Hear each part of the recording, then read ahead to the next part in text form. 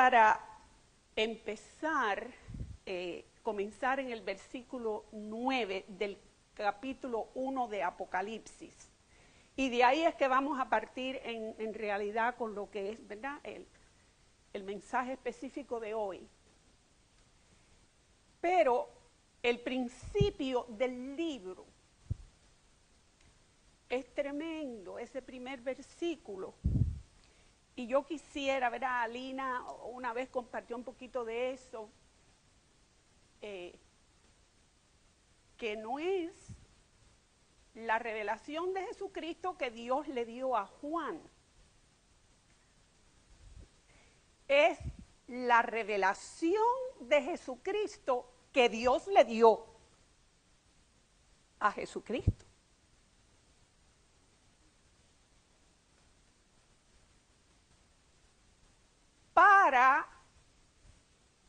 Para manifestar a sus siervos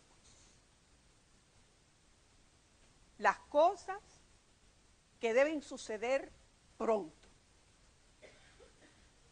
Y la declaró, Dios la declaró dándosela a Jesucristo, la declaró enviándola por medio de su ángel a su siervo Juan. Y esto ¿verdad?, es difícil de entender con la mente, porque como la revelación de Jesucristo que Dios le dio a Jesucristo, ¿acaso no sabía o no sabe Jesucristo quién Él es? ¿Verdad? La mente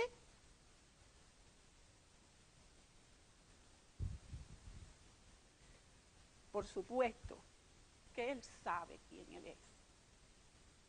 Es una persona en la Trinidad. Es un solo Dios en tres personas. Pero nosotros vemos, y esto es un comentario, ¿verdad?, algo que he recibido en mi corazón, lo someto al Señor, ¿verdad? Y esto no estaba en las notas, pero el Señor Jesús se despojó, ¿verdad?, de su gloria, de su magnificencia, de su apariencia de Dios, que es de Él desde la eternidad con el Padre y con el Espíritu. Por un tiempo se despojó y tomó forma de hombre y vino, ¿verdad?, para poder salvarnos. Vamos a ser breves en ese sentido. Pero entonces, cuando el hombre lleva a cabo toda la voluntad del Padre, es crucificado, es sepultado y se levanta de la muerte, Él asciende. Y la palabra dice que porque Él se humilló hasta lo sumo, Dios le dio un nombre que es sobre todo nombre.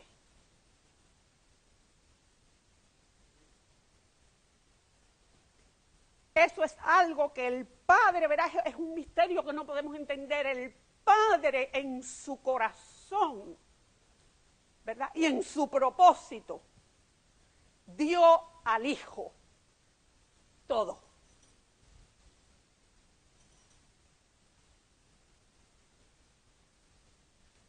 Le dio todo.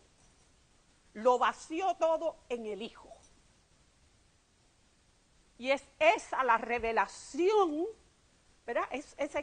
Digamos, es interesante porque esa palabra aquí en la Biblia de Scofield, por ejemplo, la ponen sinónima de inspiración. ¡Qué tremendo! Entonces, la revelación de Jesucristo que Dios le dio. Todo lo que Él es. Todo lo que Él es. Para entonces revelar a sus siervos las cosas.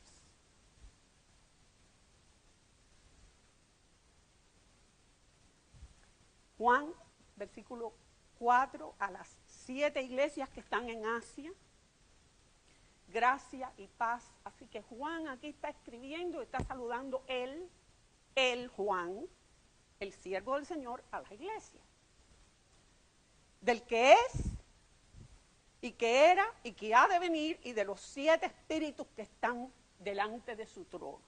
Y de Jesucristo, el testigo fiel, el primogénito de los muertos, y el soberano de los reyes de la tierra. Al que nos amó y nos lavó de nuestros pecados con su sangre, y nos hizo reyes y sacerdotes para Dios, su Padre. A Él sea gloria e imperio por los siglos de los siglos. Amén. He aquí que viene con las nubes, y todo ojo le verá, y los que le traspasaron, y todos los linajes de la tierra harán lamentación por él. Sí, amén. Yo soy el alfa y la omega, principio y fin, dice el Señor, el que es y que era y que ha de venir, el Todopoderoso. Sigue Juan hablando con las iglesias. Juan les está contando, les está diciendo lo que le pasó. Yo, Juan, vuestro hermano, y copartícipe vuestro en la tribulación, en el reino y en la paciencia de Jesucristo, estaba en la isla llamada Patmos por causa de la palabra de Dios y el testimonio de Jesucristo. Yo estaba en el Espíritu en el día del Señor y oí detrás de mí una gran voz como de trompeta, que decía: yo soy el alfa y la omega, el primero y el último. Escribe en un libro lo que ves y envíalo a las 7 iglesias que están en Asia: a Éfeso, Esmirna, Pérgamo, Tiatira, Sardis, Filadelfia y Laodicea. Estas no eran las únicas iglesias que existían. Había iglesias en otros lugares. Pero el Señor le instruye a enviar este mensaje a las 7 iglesias que están en Asia. ¿Por qué? El Señor sabe. El Señor sabe. Algunos estudiosos de la palabra, ¿verdad?, eruditos, dicen que esto también puede ser en parte porque después uno sigue más adelante en el libro de Apocalipsis y todo está en 7, ¿verdad? 7 ángeles, 7 trompetas, 7 sellos.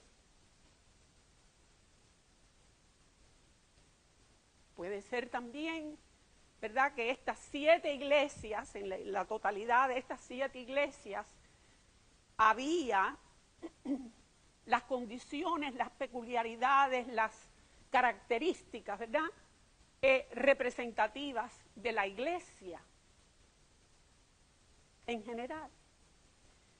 Pero el asunto es que el Señor instruye que se le mande todo lo que Él le está mostrando a Juan a las 7 iglesias. Y me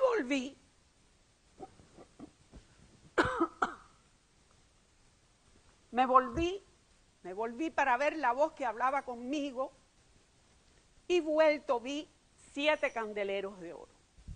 Y en medio de los 7 candeleros a uno semejante al Hijo del Hombre, vestido de una ropa que llegaba hasta los pies y ceñido por el pecho con un cinto de oro. Su cabeza y sus cabellos eran blancos como blanca lana, como nieve, sus ojos como llama de fuego y sus pies semejantes al bronce bruñido, refulgente como en un horno, y su voz como estruendo de muchas aguas. Tenía en su diestra 7 estrellas, en su diestra, De su boca salía una espada aguda de 2 filos y su rostro era como el sol cuando resplandece en su fuerza. Cuando le vi, dice Juan, cuando le vi, caí como muerto a sus pies. Y él puso su diestra sobre mí diciéndome, no temas, yo soy el primero y el último, y el que vivo, y estuve muerto, mas he aquí que vivo por los siglos de los siglos. Amén. Y tengo las llaves de la muerte y del Hades. Escribe las cosas que has visto, todo esto que has visto, y las que son, y las que han de ser después de estas. Y entonces le aclara, el misterio de las 7 estrellas que has visto en mi diestra y de los 7 candeleros de oro. Las 7 estrellas son los ángeles de las 7 iglesias.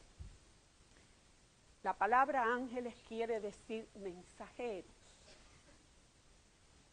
Y la mayoría de los hermanos que han estudiado estas escrituras coinciden en que eran hermanos que estaban en posición de pastoreo, de liderazgo en esas iglesias, ¿verdad? Eran como ancianos o pastores, ¿verdad? Y que iban a ver a Juan.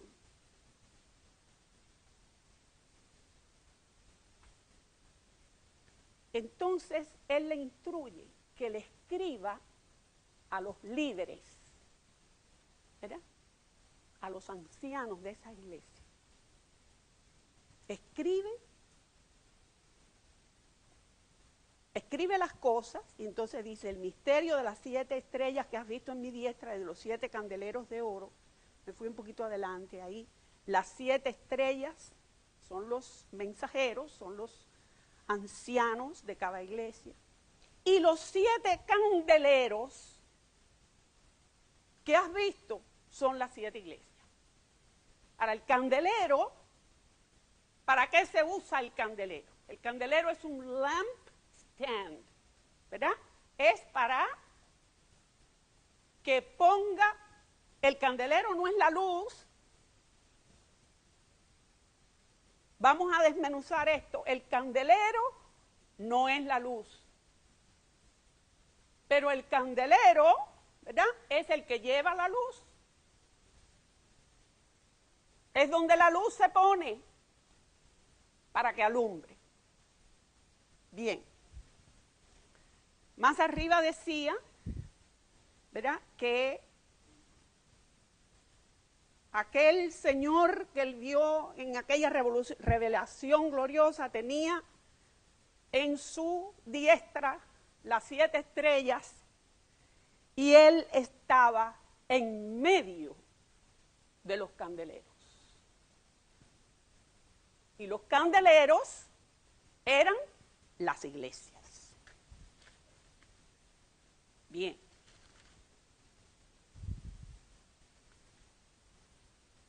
Ahora vamos al versículo 1 del capítulo 2.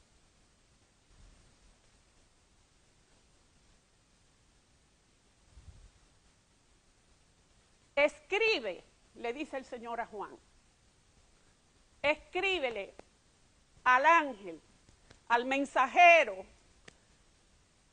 al anciano, al que sobrevé la iglesia en Éfeso. Escríbele. El que tiene las 7 estrellas en su diestra.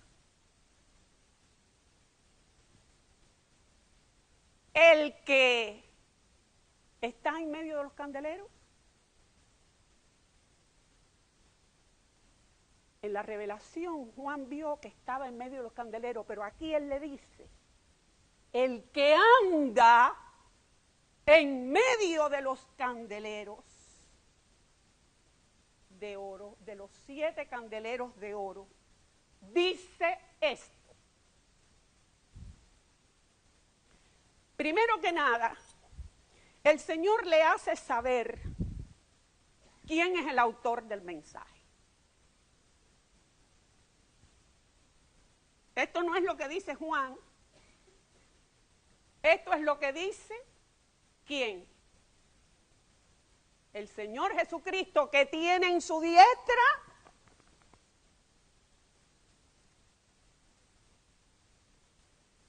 los líderes de esas iglesias. Y Él anda en medio de ellas.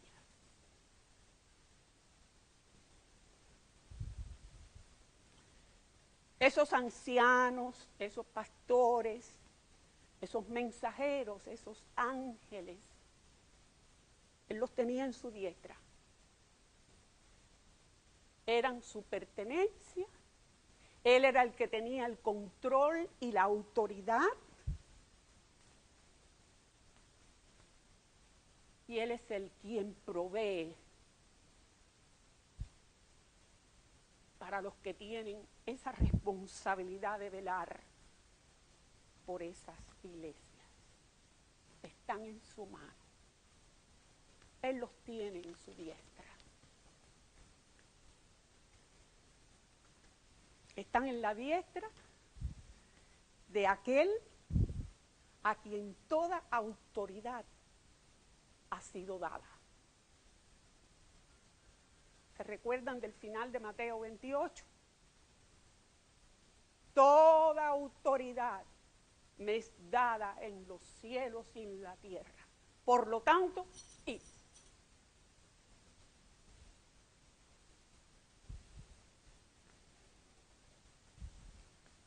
El que habla es el que tiene en su diestra a sus siervos ancianos. Y es el que anda en medio de las iglesias. Aquí vemos que no solo Él está en medio, sino que Él anda en medio de los candeleros. Él está en movimiento, Él está en un ministerio activo, activamente, observando, ministrando, proveyendo para las necesidades y las situaciones que se presentan y sobre todas las cosas.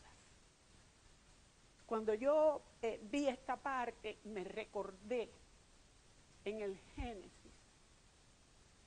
Ya Adán y Eva estaban por ahí haciendo lo que les parecía, ¿verdad? Y dice que Jehová se paseaba por el huerto. Él se paseaba. Él los había creado, ¿verdad? Y era para que tuvieran comunión con Él. Era ese deseo del corazón del Señor de tener comunión, amistad, relación con los suyos. Y por supuesto sabemos, ¿verdad?, que ellos oyeron la voz de Él y se escondieron, y Él los tuvo que llamar directamente y decirle: ¿dónde estás tú? O sea, te estoy buscando. ¿Dónde estás? Se paseaba. Y aquí dice que Él andaba en medio de las iglesias. Andaba. Escribe al ángel de la iglesia en Éfeso. Dice ese. Y es bien lindo porque, a ver si podemos transmitir. Cuando el Señor habla a cada iglesia, en este caso estamos tratando con Éfeso, pero cuando Él habla, él se refiere a un aspecto de él en particular. A Éfeso le dice el que tiene las 7 estrellas y anda en medio de los 7 candeleros. Después a otro le dice el primero y el postrero que estuvo muerto y vive. A otro le dice el que tiene la espada aguda. O sea, diferentes aspectos de sí mismo que podemos ver qué es lo que él enfatiza cuando está hablando con esa iglesia en particular, porque tiene que ver con la condición en que esa iglesia se encuentra. Y esto me recordó a mí otra cosa que yo sé que le he compartido en más de una ocasión, un detallito, ¿verdad? Que es ahí en Hebreos 12, cuando se nos exhorta a correr la carrera. Y dice, puesto los ojos en Jesús. Ahora, Jesús es muchas cosas. Es Salvador, es Redentor, ¿verdad? Pero en ese versículo en particular, acerca de la exhortación a correr la carrera con paciencia, dice, puestos los ojos en Jesús, el autor y consumador de vuestra fe. O sea, el Señor ahí enfatiza ese aspecto de Él que tiene que ver con lo que Él nos está hablando. Y aquí podemos ver eso también. Bien, escribe al ángel de la iglesia en Éfeso. Ahora, Éfeso. Y de esto aprendimos, ¿verdad?, un poco en los estudios bíblicos cuando estábamos en Hechos, y también, ¿verdad?, cuando se fueron estudiando ciertas epístolas. Éfeso. Éfeso, la ciudad. Era una ciudad muy importante, era la capital en aquel momento de Asia Menor, que es el territorio que hoy en día ocupa Turquía, que tiene aquí al occidente el mar Egeo, ¿verdad?, esa parte de ahí. Eso era Asia Menor, y Éfeso era la capital de esa región. Tenía muchos privilegios geográficamente y, ¿verdad?, en lo natural, porque estaba situada en la desembocadura del río Cayster, o Cayster, no sé cómo, me imagino que Cayster, y la desembocadura de la ciudad, en la desembocadura del río, estaba situada solo a 3 millas de la costa. Y al mismo tiempo estaba conectada por diferentes rutas con el interior de Asia, ¿no? Y esa era su posición geográfica. Por estos motivos, ¿verdad?, llegó a ser un gran centro comercial, pero también era una ciudad muy idólatra. Tenían muchísimos dioses, pero el delirio de ellos, la favorita de ellas era Diana. A Diana le tenían un tremendo templo de 425 pies de largo, 220 pies de ancho y 60 pies de altura. Tenía unas puertas grandísimas, el templo de Diana, y tenía 127 columnas de mármol, algunas de ellas cubiertas totalmente de oro. De este templo es que aquel platero, en el libro de Efesios, vemos eso, ¿verdad?, hacía unos templecillos de plata, se hacía como réplicas de aquel mastodonte en plata. Y la gente, esa cosita, esa gente lo adoraba.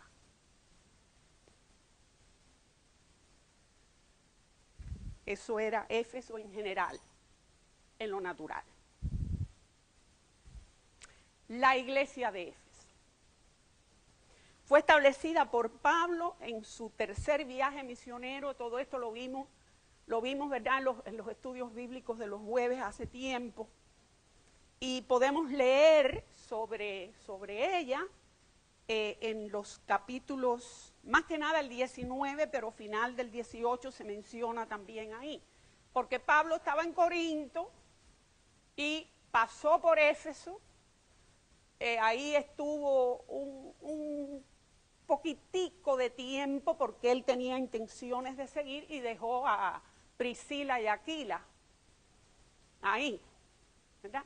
Y después cuando él regresó a Éfeso, Apolos había estado ahí predicando y él se encontró un grupo de hermanos creyentes y ahí fue aquella conversación que tanto conocemos que él les dijo, ¿recibiste el Espíritu Santo cuando creíste? Y ellos le dijeron, ay, nosotros no sabíamos ni siquiera que hubiera un Espíritu Santo. ¿Se recuerdan de todo eso? Eso está en Hechos 19.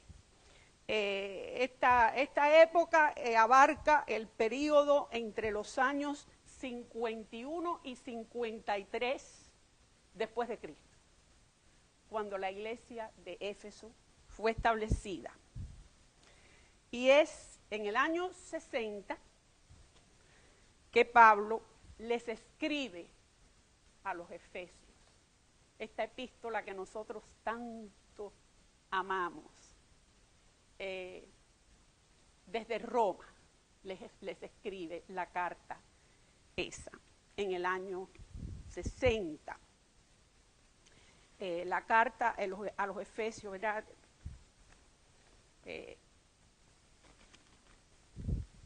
Quiero decir que es mi favorita. No quiero, ¿verdad?, quitarle nada a ningún aspecto de la palabra del Señor, pero es tremenda, es tremenda.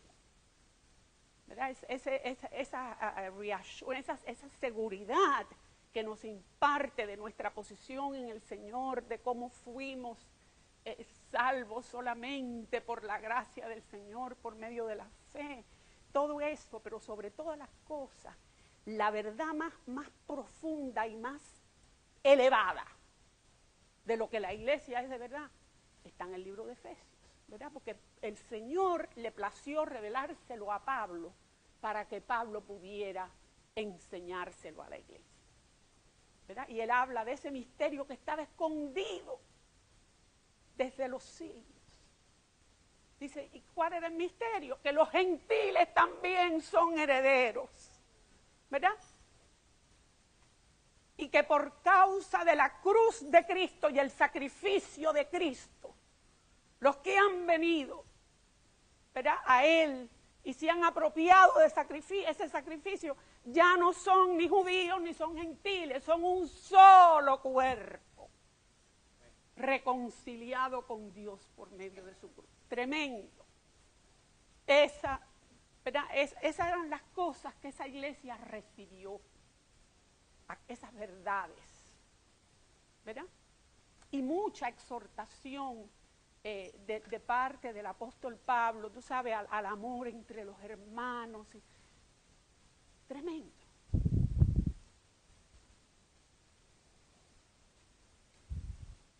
Ahora estamos situados 46 años más tarde.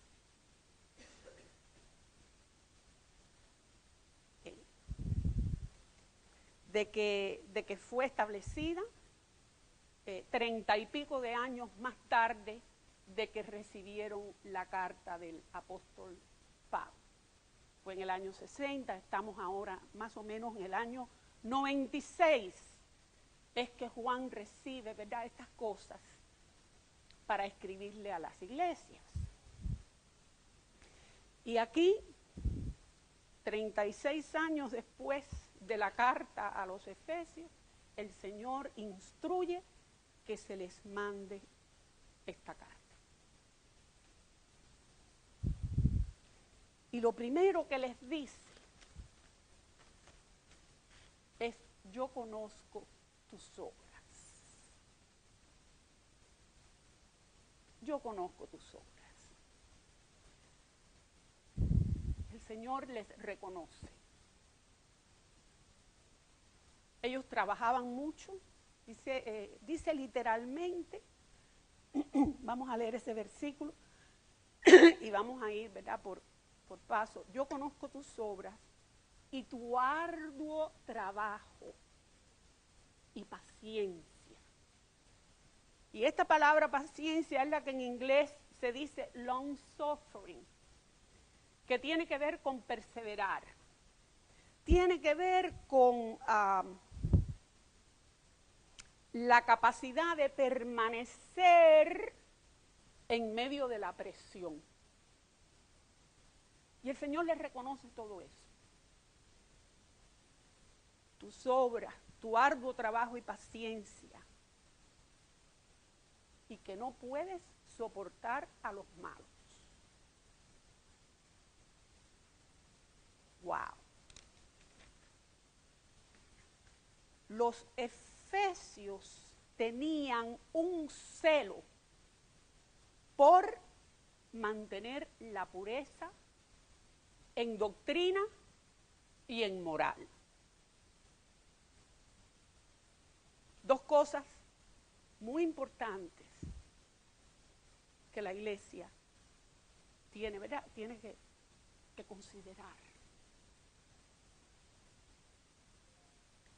La iglesia en Éfeso no había permitido ni apostasía, que es un alejarse, desviarse, ¿verdad?, de la fe en la verdad, ni habían permitido inmoralidades en su medio. Continúa. Esto es reconociéndole a la iglesia de Éfeso en todo lo que estaba bien. Has probado a los que se dicen ser apóstoles y no lo son, y los has hallado mentirosos. En otras palabras, era una iglesia que tenía discernimiento espiritual. También tenían esa cualidad.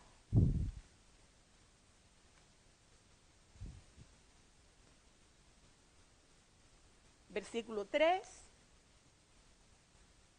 es más o menos un resumen de todo lo que dice antes, ¿verdad?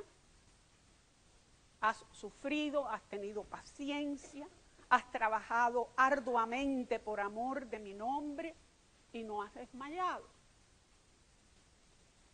Pero, versículo 4,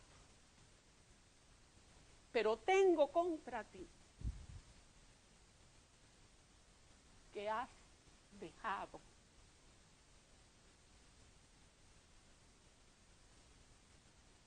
tu primer amor.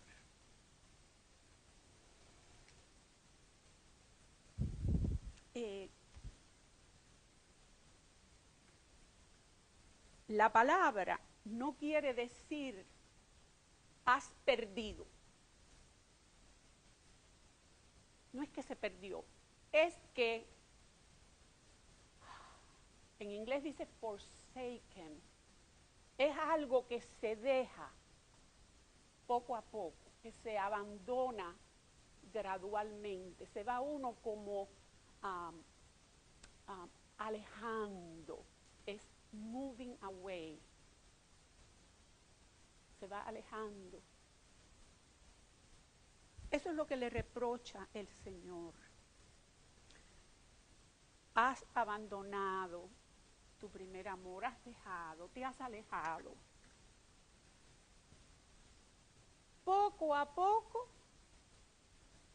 te has ido alejando de aquella relación que tenías originalmente conmigo de devoción y fervor.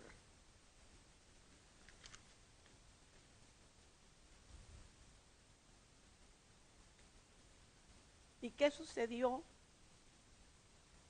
hermanos? Esto es muy común. Esto es muy común. Esto no es nada raro.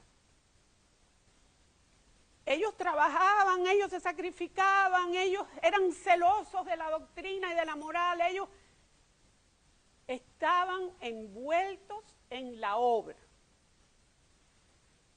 Y aquello ya se iba desenvolviendo en una forma mecánica.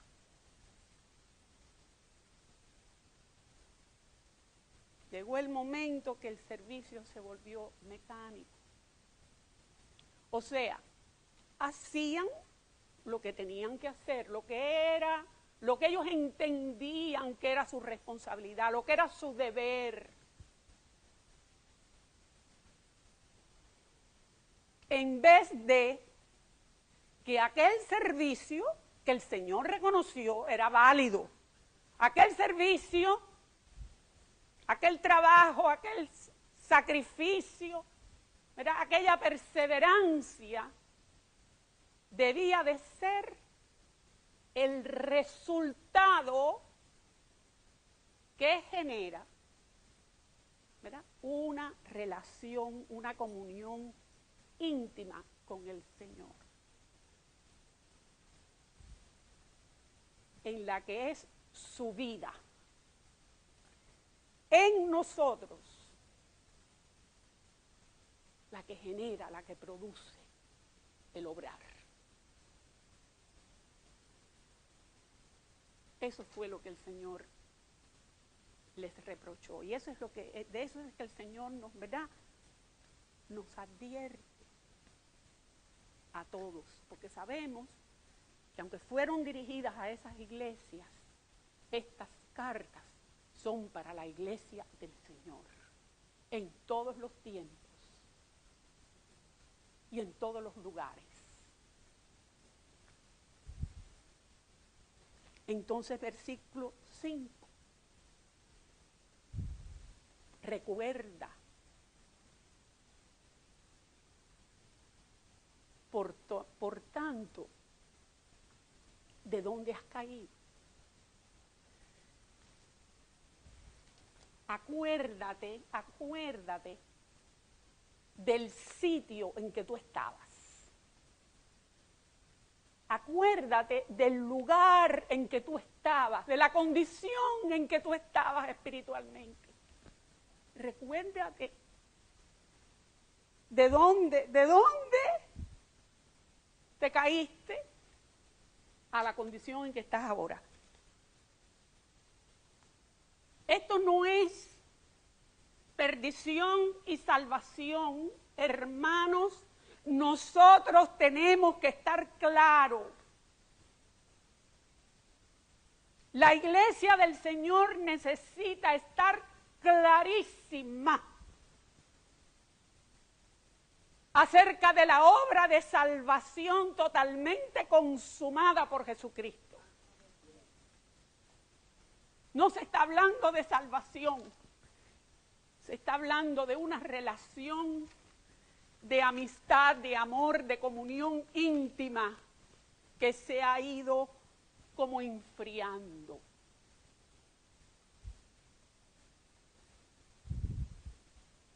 Recuérdate de dónde has caído, el sitio en que estabas, cómo era tu relación conmigo. Acuérdate. Y ahora considera, compara aquello y mira dónde estás.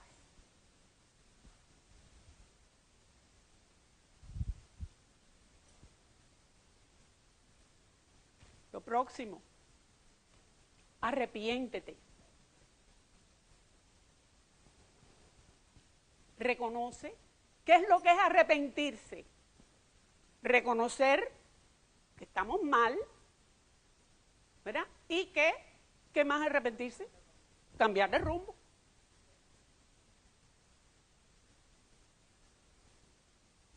Arrepiéntete. Reconoce que estás mal y cambia de rumbo. Corrige el rumbo. Estás mal La dirección está mal.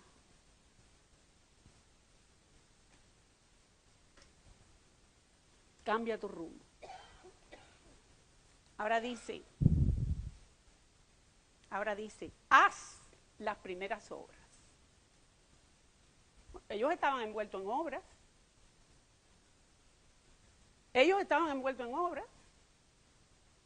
Así que no era cuestión de el servicio práctico, haciendo cosas para el Señor. No, las primeras.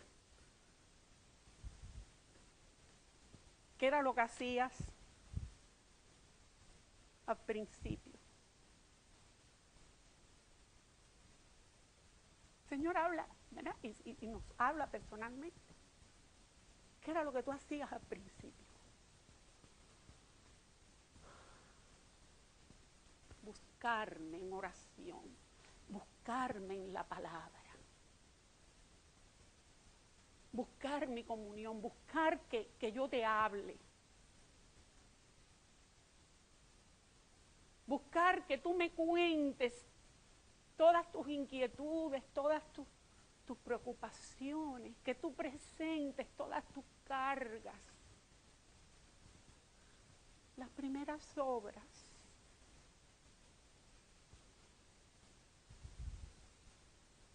Haz las primeras obras.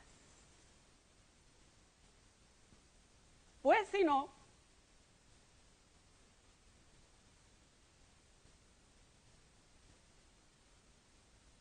vendré pronto a ti y quitaré tu candelero de su lugar.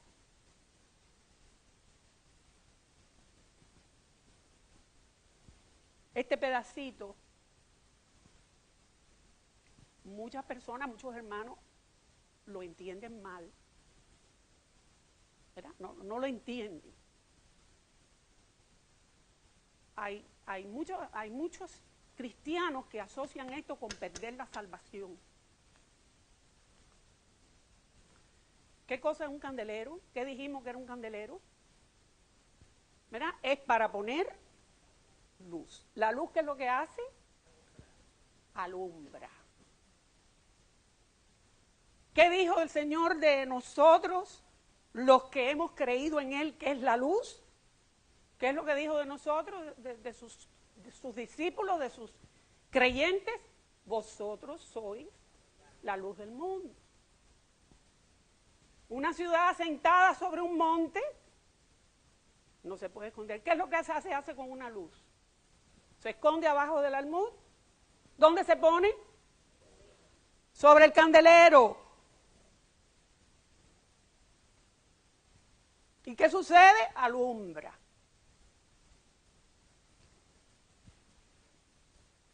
La iglesia del Señor, ¿verdad? Es un lampstand, es un candelero en el cual la luz del Señor resplandece para alumbrar. Pero si la iglesia está en una condición como la que describe aquí el Señor en esta epístola, Él dice que el candelero lo quita. ¿Por qué?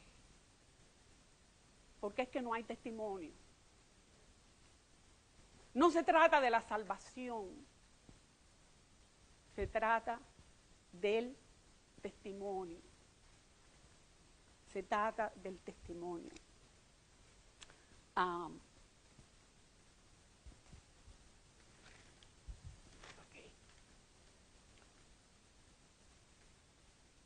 El testimonio de la iglesia en el mundo.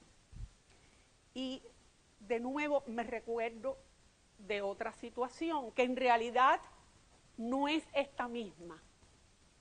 No es esta misma situación, pero para que podamos, ¿verdad? Es como cosas que le arrojan luz a uno en las Escrituras. Ustedes se acuerdan del pasaje en Corintios, donde el hermano, el apóstol, le dice a la iglesia: nadie puede poner ningún fundamento que el que ya está puesto, el cual es Jesucristo. Nadie. ¿ok?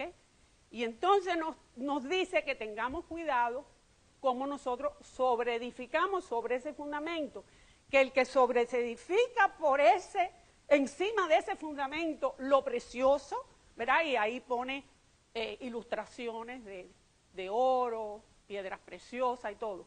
Y entonces, o el otro caso, que lo que pone heno, hojarasca, dice, la obra de cada uno va a ser probada por el fuego. Y entonces, de la obra que se quema, ¿qué dice? La obra se quema. Y que después aclara, si bien él mismo será salvo. ¿Qué es lo que se quema? La obra, el testimonio, el ministerio. ¿Por qué? Porque no utilizó los materiales de construcción que el Señor espera para sobreedificar sobre el fundamento de Jesucristo. Y aquí hay como un paralelo, no es la misma situación, pero para que podamos entender que cuando Él dice, yo quito el candelero de su lugar, no está diciendo, te perdiste y ya sabes para dónde vas. Eso no es lo que dice el Señor.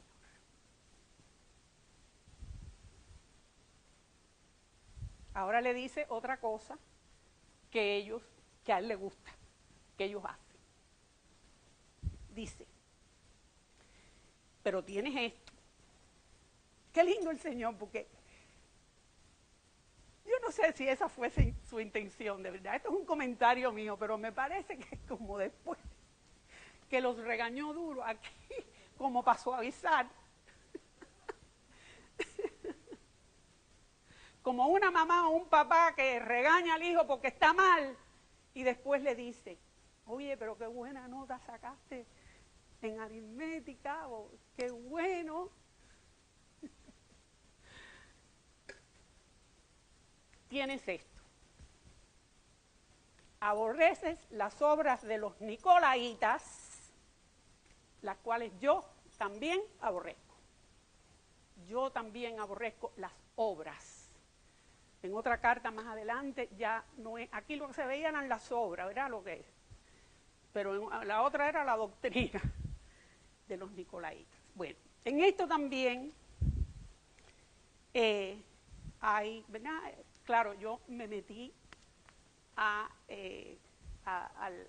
los websites cristianos y yo le doy tantas gracias al Señor por los ministerios universales que Él ha dado a su iglesia.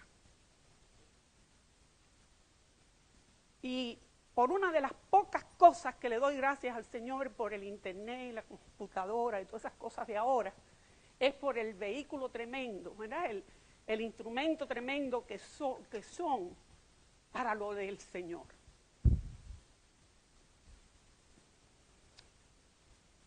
Algunos eruditos bíblicos piensan que los nicolaitas eran una secta que había degenerado de los seguidores de Nicolás.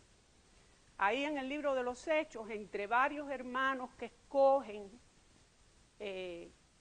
¿verdad? Para, eso no lo anoté, pero a lo mejor no debo usar el tiempo en esto, aunque ya no es que falte tanto, pero ahí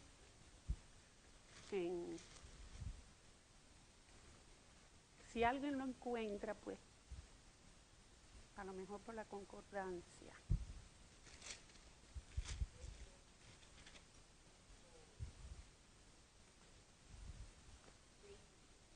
Ok.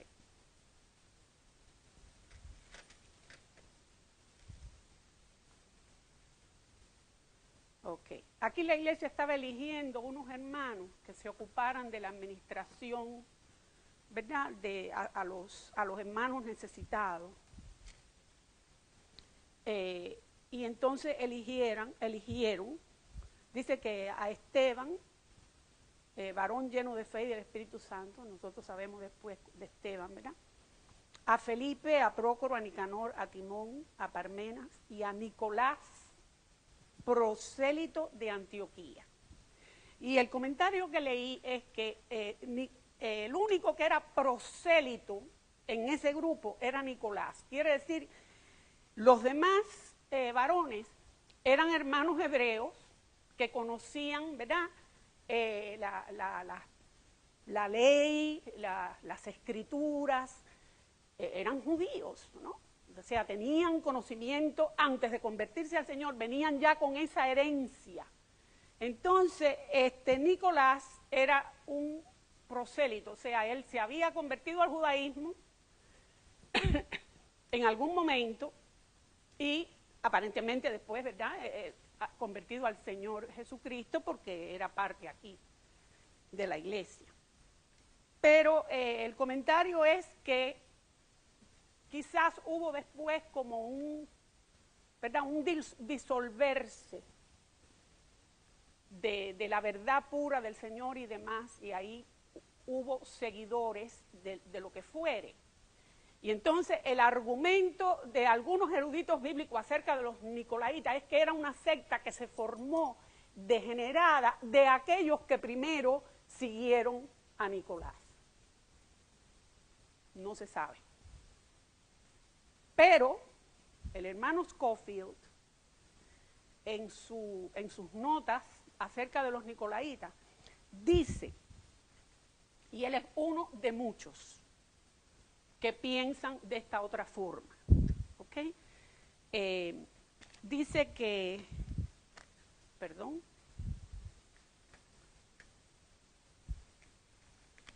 bueno, para aclarar, acerca de la supuesta secta, esa, se suponía que era una secta que abogaba o defendía o estaba a favor de una conducta licenciosa, o sea, era cristiano, pero como muchas cosas que vemos hoy en día, everything was okay, ¿no?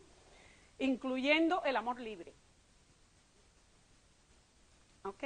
Lo cual es sinónimo de fornicación. Ahora, hablábamos ahora de la otra línea de pensamientos entre las que está nuestro hermano Scofield, y ellos dicen que por causa de la etimología de la palabra Nicolás y Nicolaíta está compuesta por dos vocablos griegos. El primero, que es Nico, Nicao. Bueno, nosotros decimos Nico ahora en español, pero es Nicao. Quiere decir conquistar. Y la segunda parte, el otro vocablo, Laos, quiere decir pueblo, o los laicos.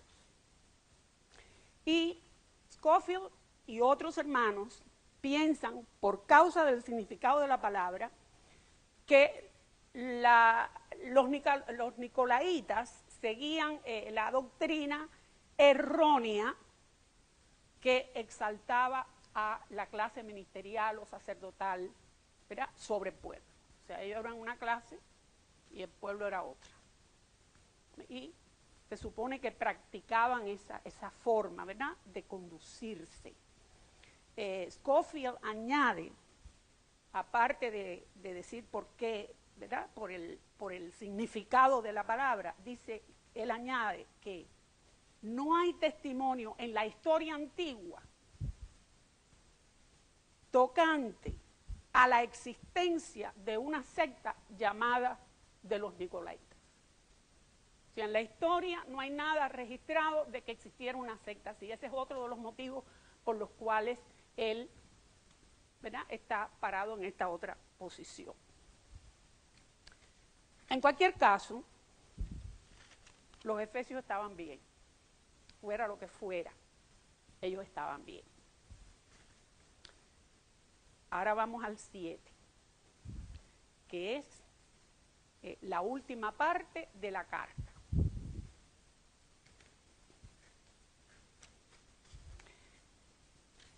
empieza,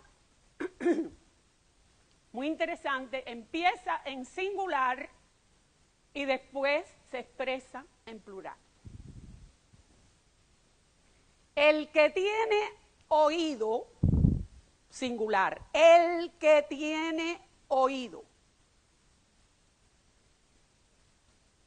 oiga lo que el Espíritu dice a las iglesias, en plural. Ok. Esta ilustración es de nuevo algo de otra cosa, que trata con otra cosa, pero para que podamos, ¿verdad?, absorber lo que se está tratando de comunicar aquí. Hay una parte en la Escritura que dice que el Señor Jesucristo, ¿verdad?, murió no solo por nosotros, sino por los pecados ¿de quién? De todos los hombres. Él murió por los pecados de todos los hombres. Pero en Juan 3:16 dice que para que todo aquel que en Él cree. En otras palabras, murió por todos, pero individualmente, ¿verdad?, es necesario la fe individual. Bueno, aquí es otro tema, pero para que podamos entender. El que tiene oídos para oír, singular. ¿A quién le está hablando el Señor? A las iglesias. Oiga lo que el Espíritu dice a las iglesias. Le está hablando a todas. Y dentro de esas todas, el que tiene oído para oír. Oiga. Al que venciere. Y aquí de nuevo, ¿verdad?, hay mucha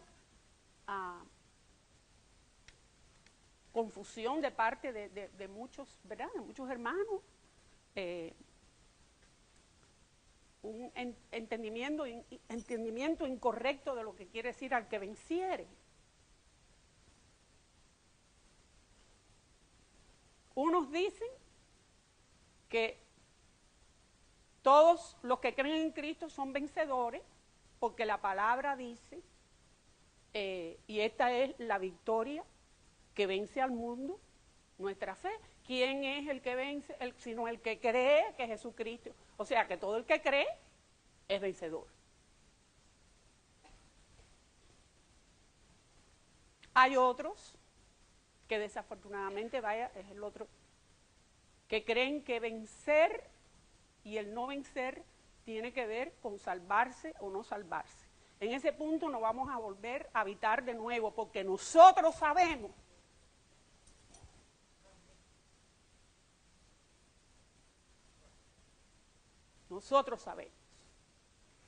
que el Señor nos ha salvado perpetuamente y para siempre.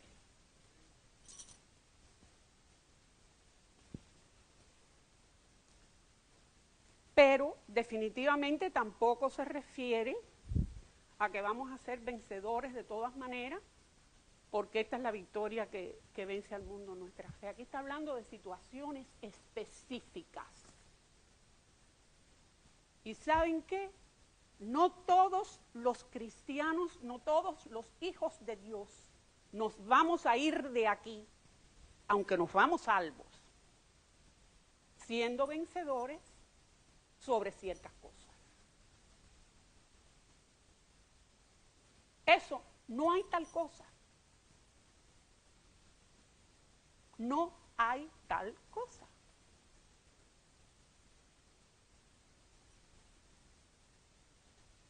Nos vamos salvos, nos vamos con el Señor, pero desafortunadamente, a lo mejor en algunas áreas de nuestra vida espiritual, de nuestro caminar con el Señor, Padre, misericordia, no logramos vencer antes de irnos.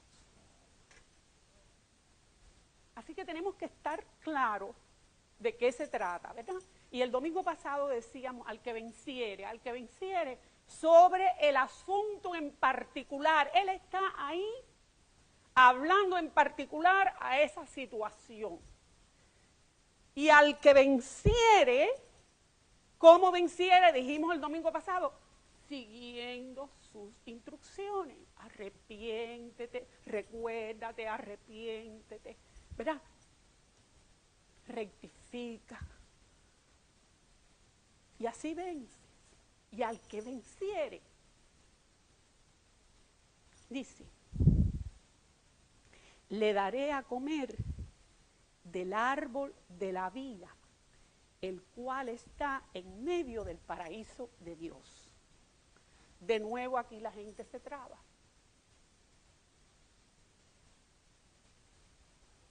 Porque el árbol de la vida quiere decir que el que no vence no come del árbol de la vida, entonces no tiene vida eterna. Entonces, no. Aquí se está hablando de recompensas especiales y particulares, además de la salvación que ya tenemos. Son recompensas al que venciere. Y verdad, en esto, si pudiéramos tener toda la revelación, qué lindo, ¿verdad? Pero hay muchas cosas que no vamos a saber hasta después. Pero aquí en el libro de Apocalipsis, cuando el Señor le habla a Juan, que le dice las cosas que has visto, las que son y las que han de ser después de estas, habla de muchas cosas que están delante y que están por ser, ya son, porque en el Señor ya todo es, pero están por ser para nosotros, están por ser experimentadas. ¿Ok? Y hay una escena en el libro de Apocalipsis que la podamos querer aplicar para ahora. Está entre las cosas que van a hacer, ¿verdad? Dice que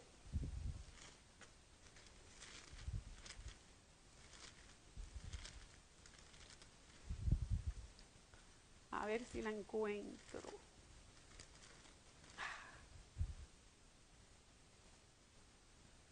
Al final ya del libro de Apocalipsis, después del capítulo 21, ¿verdad?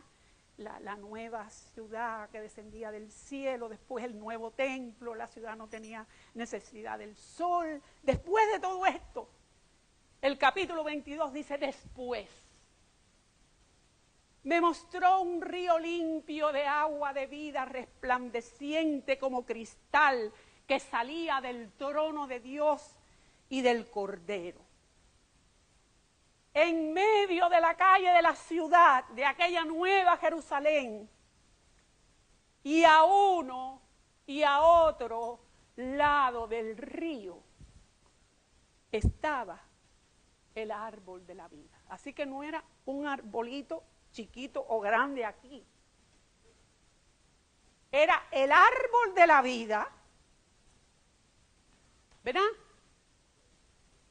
A ambos lados. Bueno, pueden haber sido muchos árboles en número, pero todos de la misma naturaleza. ¿Verdad? Y no queremos ser, no sé si la palabra es prosaico, pero terrenales, ¿no? Pero una siembra de mango es una siembra de mango. Y pueden haber montones de matas de mango, pero todo es mango.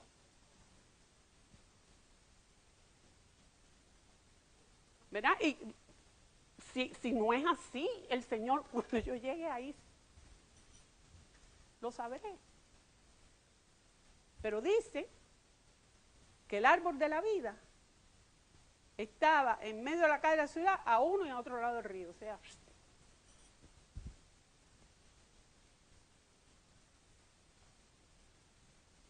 que produce 12 frutos, dando cada mes su fruto, y las hojas del árbol eran para la sanidad de las naciones. Bueno, pues dice que le daré a comer del árbol de la vida, el cual está en medio del paraíso de Dios. Está hablando de un lugar específico. Está hablando de un lugar específico. O sea, no es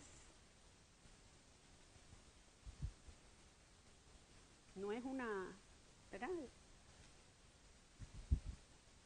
Está hablando de un lugar específico. Esta es la promesa de recompensa para los que vencen.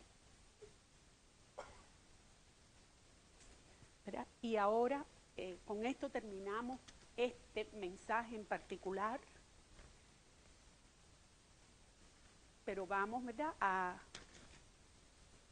vernos a la luz de la palabra. Porque esta palabra es para nosotros también, porque aquí dice que el Espíritu se lo está diciendo a las iglesias. A las iglesias. Quiere decir que a la iglesia del Señor, sobre la faz de la tierra, en el año 2015, el Señor le está diciendo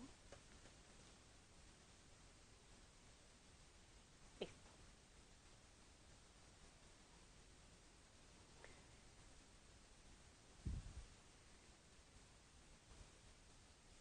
Es para, ¿verdad?, considerarlo en nuestros corazones, delante del Señor. Y es para aún pedir su ayuda, porque es que Él nos ayuda en todo. Él es el que anda en medio de la iglesia, ¿verdad? Y aún podemos decirle, aún como dice ¿verdad?, el libro de Canciones, Señor, atráeme. Atráeme. Que yo me acerque a ti y me vuelva a ti. Me llegue a ti, Señor, con el ardor y el fervor del primer amor.